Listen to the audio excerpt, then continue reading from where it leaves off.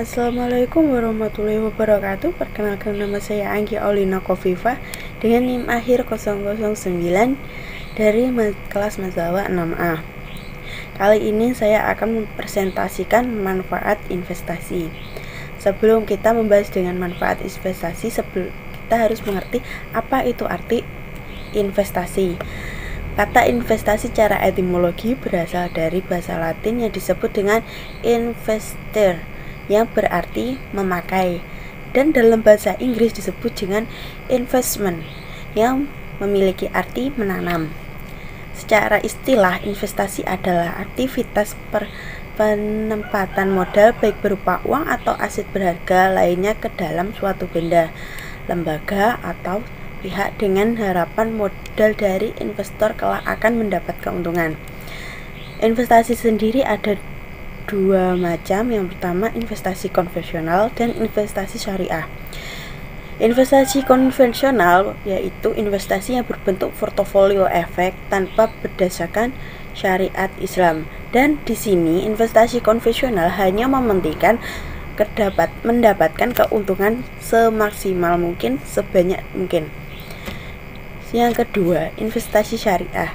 Investasi syariah adalah investasi yang dilakukan instrumen keuangan dengan sistem kerja sesuai syariat Islam.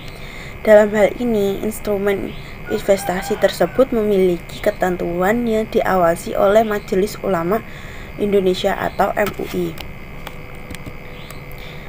Manfaat investasi. Manfaat investasi dari pihak konvensional. Disebutkan tadi, dalam investasi konvensional hanya memikirkan pendapatan dan keuntungan sebanyak-banyak mungkin tanpa mementingkan syariat Islam. Yang pertama, manfaat investasi konvensional adalah meningkatkan aset. Ini berupa penanaman modal yang dapat memberikan keuntungan di masa depan. Dua, memenuhi berbagai kebutuhan. Dalam hal ini, aktivitas investasi dapat dilakukan saat ini dan bertujuan untuk mendukung segala kemudahan kebutuhan yang berada di masa depan. Yang ketiga, menjadi lebih hemat. Kenapa bisa dikatakan menjadi lebih hemat? Karena saat melakukan investasi atau penanaman modal, uang yang dimiliki akan digunakan hal yang bersifat mendesak saja. Dengan hal arti, seseorang yang investor atau seseorang yang menanamkan modal, dia akan memberikan rasa atau kurang lebih perhitungan dalam mengeluarkan uang sebagai hal yang digunakan sehari-hari.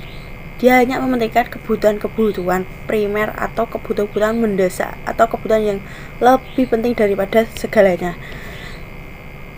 Jadi bisa menumbuhkan sifat hemat. Yang keempat, terhindar dari jeratan hutang. Nah, tadi kan dikatakan memberi lebih hemat. Nah, di sini terhindar dari hutang karena gaya hidupnya menjadi berubah.